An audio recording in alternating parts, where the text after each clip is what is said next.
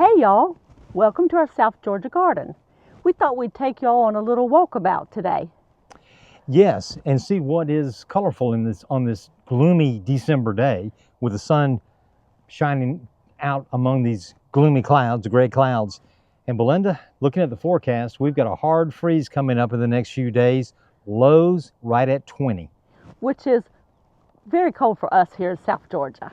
Yes, typically not in December, but sometimes in December. But with this cold weather and hard freeze coming, we thought, let's see what's blooming before it's burnt back by the freeze. Right.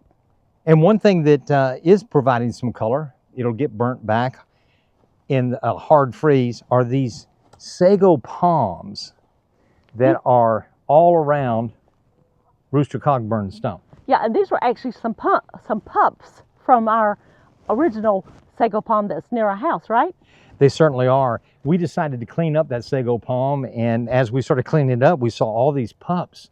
So we thought, well, let's see how they do. And they've been here since early spring. Right, and Mark, I think with these, you were a little more optimistic than I was. I wasn't quite sure, but you found a place for them, and they seem to be thriving. We'll see how they do, kind of ringing the back of the Rooster Cogburn stump. And they're not on any irrigation. We really haven't pampered them at all. Not at all, but they appear to want to live here. Right. Yeah, so on this kind of cloudy day with the sun popping in and out, let's go for a walk. Yes, let's do. But before we leave this area, I just want to mention the pine that has come up behind Rooster Stump. It volunteered itself there, and I just didn't have the heart to pull it out. So I'm going to let it grow. I'm going to kind of cut the candles off of it, maybe to keep it as small as I can for a while. I just want to see what it'll do. Right. We rarely have the heart to pull out something that's growing if it's not in a terrible spot. That's true. If it's not in a terrible spot or invasive. And we just love plants, so it's something that wants to live here, so we're going to let it live as long as it wants to. But as Belinda said, come along with us as we see what is colorful on this walkabout today. Well, Mark, the sun is out on this beautiful afternoon, and even though it's almost winter, these petunias sure look beautiful in this window box, don't they? They certainly do, and it's amazing they're still blooming.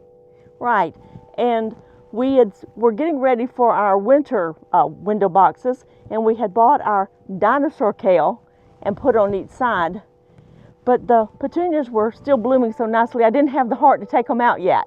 I know, Belinda, and we talked about when we got that kale, the dinosaur kale, we almost got some more plants to go in there for the winter, and you said, but our petunias are still blooming. And I thought, well, they're going to be gone soon when we have that first hard freeze, so it's amazing to me that they're still there. Right, so we're going to leave them in. I've stopped fertilizing them. We are watering them, but I've stopped fertilizing them, and I'm just going to wait a little longer before we take them out. Good idea. And at this top end of our stumpery garden, you can see here some of the kaleidoscope abelia that we planted early in the fall. We kind of dotted that throughout, and we found that the abelias do really well in our South Georgia sun, so we have that here. Also, it's been deer resistant for us, so that's another reason we can have it in a garden that's not in a fenced area. But as you can see here, I still have up some of my seed heads from different plants because we like to have just natural things growing in this stumpery garden. But one thing that I do sometimes is I cut off some of the plants that have seed heads, and I just kind of walk around in the area that I'd like for these seeds to be dispersed and just shake the plant and let some of the seeds come out. And when it's a natural garden such as this, very naturalistic, I might just cut some of the little branches off and do what we kind of call chop and drop, and just let it drop and be more mulch, and then the seeds will still disperse in other parts of the garden. Yes, and that looks good in what we call our stumpery.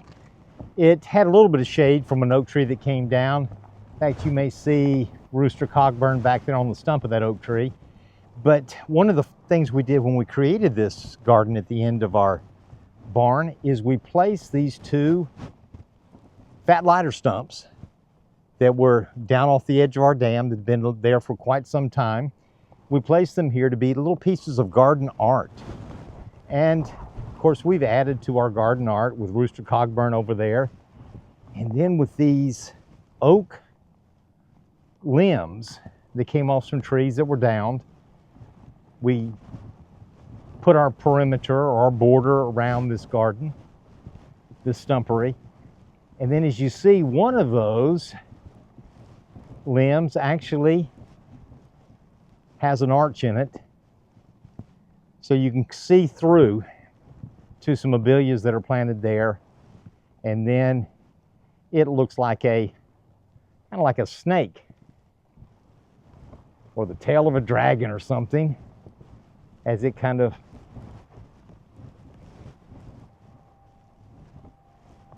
Yes, on the edge of the garden there, we just thought it was so beautiful. When we drug it over, we at first were thinking about cutting it so it would lay flat like the rest of the logs around it, but we just thought it was such a wonderful piece of garden art. Let's just leave it natural. Yes, and I know a lot of people in some areas use rocks Right. as borders. And we don't have many rocks, but we have a lot of hardwood and pine, and that's what we're using here, using the natural elements that we have. Right. It's like we use things that fit the space, and since we're not a rocky area, the rocks or boulders just don't seem as appropriate. But we have lots of pine trees and oak trees and logs that come down, so they seem to be a good choice for a natural border for a country style garden with lots of southern comfort. Yes.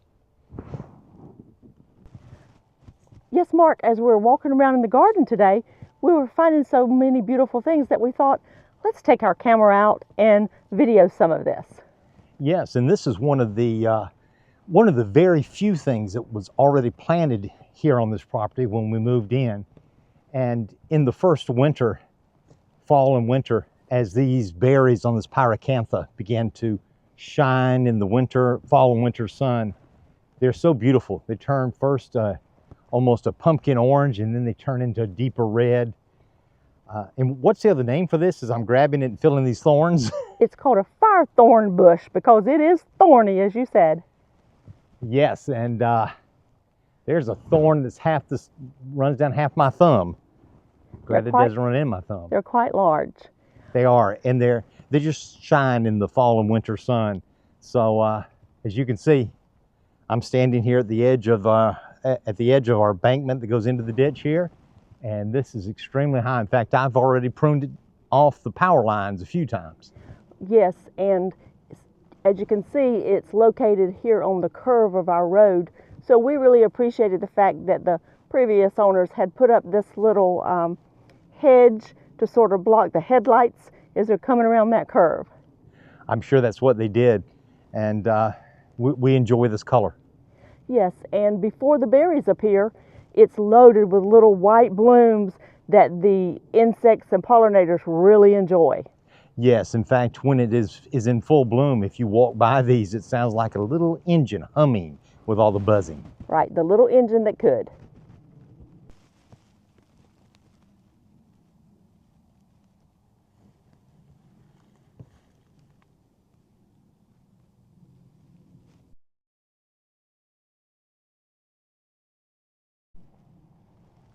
Here in front of the barn, in front of Barney, we have a lemon lime juniper right there at the forefront.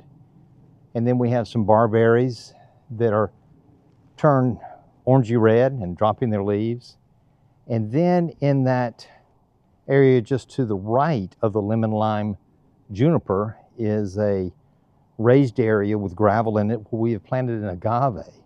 It's a whale's tongue agave that we got from Plant Delights in Raleigh, Juniper Level Botanic Garden.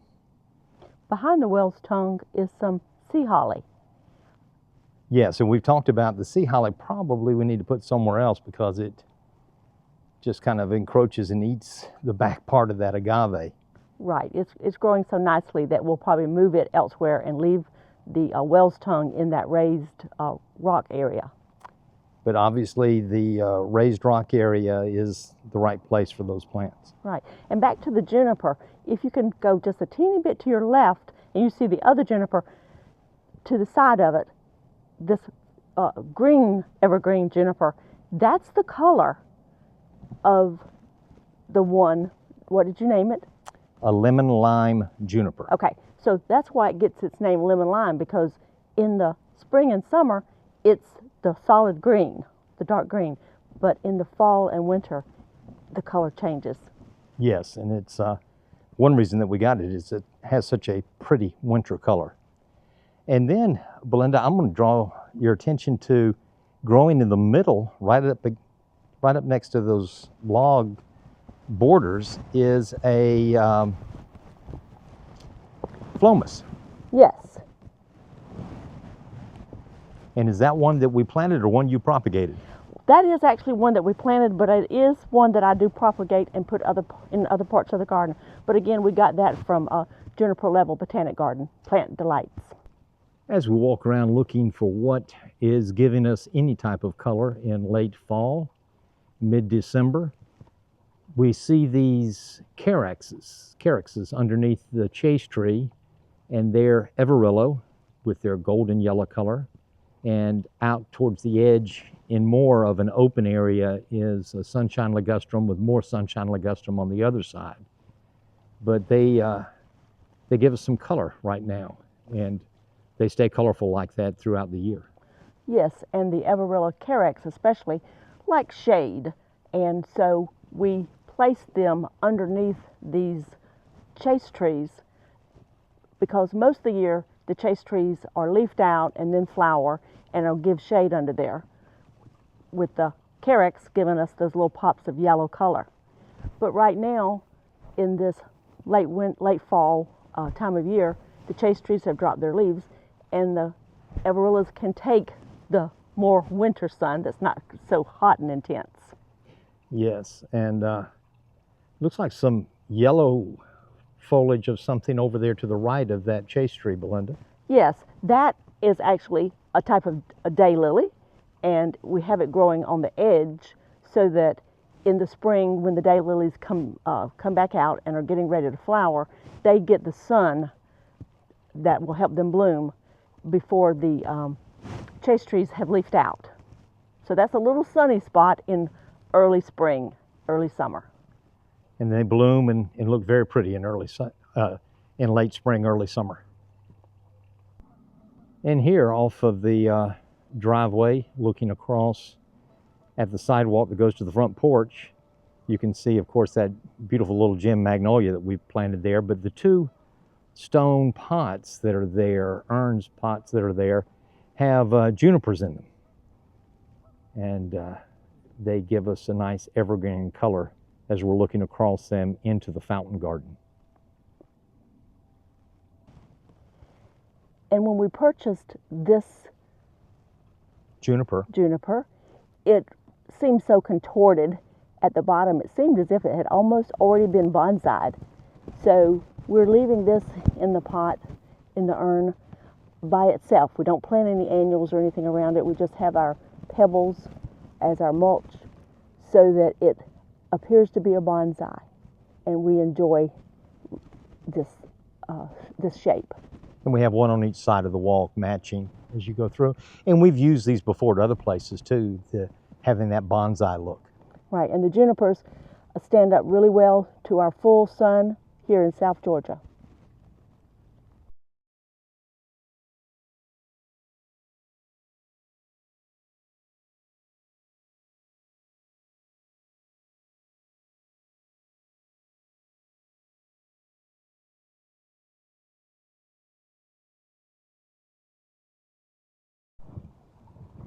And this is a view of the garden, the fountain garden, from the sidewalk side. And Mark's going to go in there and explain a little bit about why that black large garden pot is sitting there, a nursery pot. With two rocks on the top of it. We have a dwarf bottle brush that we just purchased at a plant sale recently. And we've had a couple of hard freezes with some low 20s coming up in the next couple of days. And on those nights, this large nursery pot sits right over top of this dwarf bottle brush and protects her from the freezes that are coming. Right, because she's marginally hardy in our area, and we just want to protect her, especially during this first growing season for her. We're trying to let her get her roots established. Yes, Belinda, we found that some of these plants that we have that are growing, once they get a good root system under them, they handle the harsh freezes and cold, even though they're marginal. So we're hoping that protecting this bottle brush will allow it to get some good roots under it, and then by next winter, we won't have to do this with the pot. Right. So we have some nice evergreen plants in this area to give us some winter interest. Protecting a plant sometimes means you place it in an area where it is in a microclimate. The previous owners planted this sago palm right along this brick wall, which provides a microclimate for it. It flourishes here, and we've limbed it up or trimmed it up so that you can see the trunk. Doesn't it look so tropical? Yes, it's so nice having this sago palm right off the fountain tucked into this sort of corner of the house. And as you can see, the mother plant is doing so well, she's actually putting out a few more of those pups, like the ones that, Mark, you planted around a rooster cogburn. So I guess this spring you're going to be digging up more pups. It looks that way, so I guess we're going to have to find some places to plant some sago palms. And here is a urn that we have with our petite knockout rose in the middle that's still blooming, and the snow and summer plant that is put in on its winter coat. And that's right next to a pot that we use to collect water in. Yes, and we saw this idea that they were using when we visited the National Arboretum in Washington, D.C., that in the Japanese garden they had catch basins in strategic areas throughout the garden that they said that they would use to dip up water, rainwater, for their bonsais and other plants. And we definitely use this rainwater. We certainly do. And so we have done that also. We have strategically placed rain barrels or catch basins in different areas around our garden. Hey y'all, welcome on our back porch today on this chilly afternoon. It's good sweater weather. Yes, Belinda, it is. And we hope that you enjoyed coming along with us on our walkabout today, as we focused on the gardens around our barn and the front of our house. Right, and it looks as if we're getting one last little peek of sunshine before that cold weather sets in. Yes, one reason we did this walkabout now is we wanted to catch what was colorful, possibly in bloom, before we have about three nights and mornings of a hard freeze, right around 20 degrees, as we said. And if you have any suggestions on some of the garden areas that you saw us developing, we'd love to hear your suggestions in the comments. And if you have any questions, please put those in also. Certainly. And we know some of you are living in much colder areas of the country than we are, and you possibly are having several feet of snow. So it would be a good time to watch some garden videos or find a good book. We've recently ordered a garden book that we're going to be reading. So read a good book, watch some garden videos. And if you enjoyed this walkabout on part 1, part 2 will be airing soon as we focus on the berm, our privacy berm, and our back gardens. Right. So watch for that on our YouTube channel. I think it's time for some sweet tea. I believe you're right, Belinda. Cheers from our South Georgia garden. Stay tuned and stay warm.